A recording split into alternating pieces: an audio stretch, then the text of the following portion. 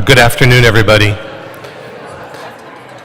If I could just take a few minutes to introduce Nancy Berg of ISPOR, who's one of the sponsors of today. She'd just like to have a few words with you about ISPOR. We're very grateful for ISPOR for sponsoring the lunch. So it's my pleasure to introduce Nancy Berg, who will have a short presentation on ISPOR, and we appreciate your attention. Thank you very much, Nancy.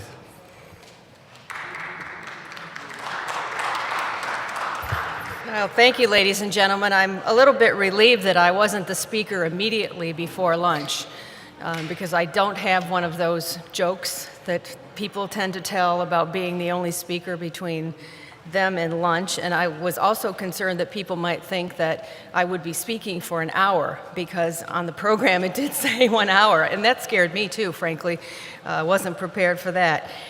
So I'm going to just get to the point, talk very briefly about the ISPOR organization and why we sponsored this program. It has everything to do with collaboration and discussing our established networks and inviting participation as we at the ISPOR organization work to advance the knowledge of and the use of health economics and outcomes research in healthcare decision making.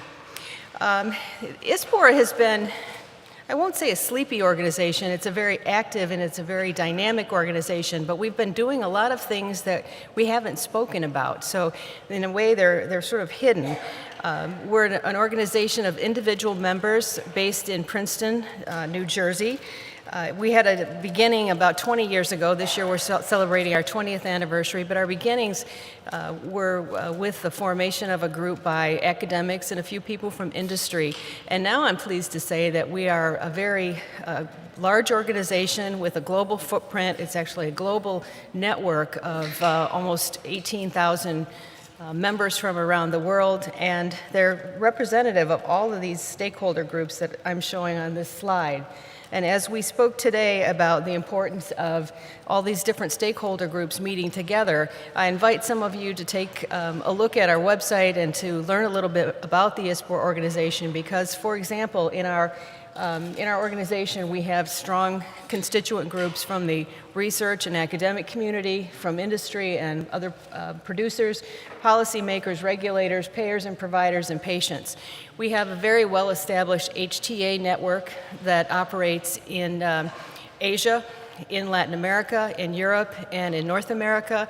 These groups meet at least once a year in a roundtable format. If there aren't HTA agencies in all parts of Asia, for example, then we have Ministry of Health leaders participating. And these groups are multi-stakeholder groups, meeting with payers, meeting with patients and other stakeholders. And these are groups where we would welcome participation from many other organizations.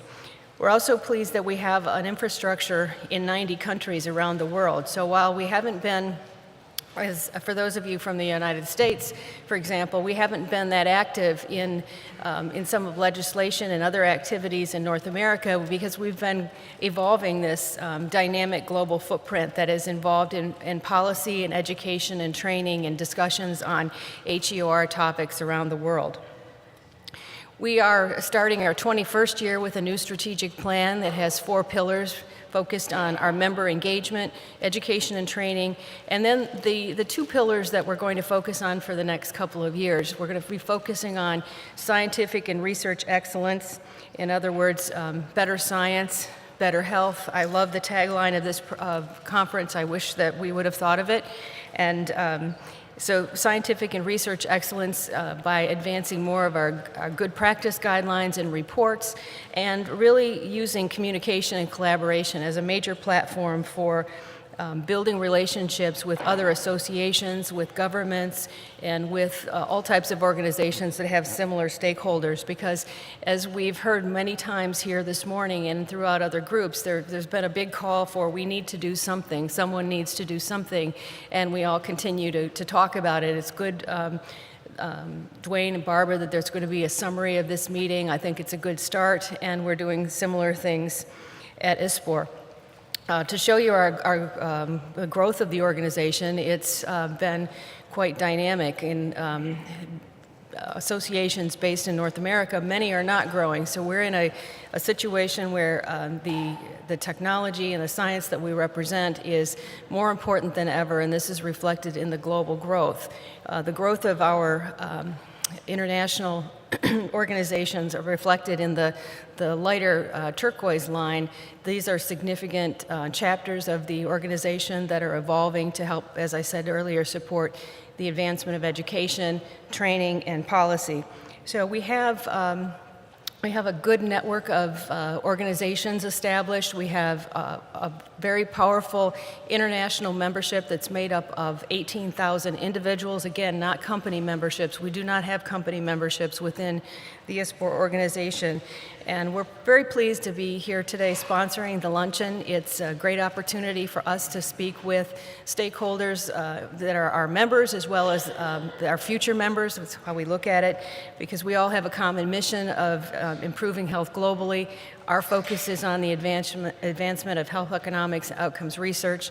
Very pleased to be here. Thank you for opportunity. And if I were queen for the day, I would wish everyone a very good conference, and I know that it'll be productive for all of us. Thank you.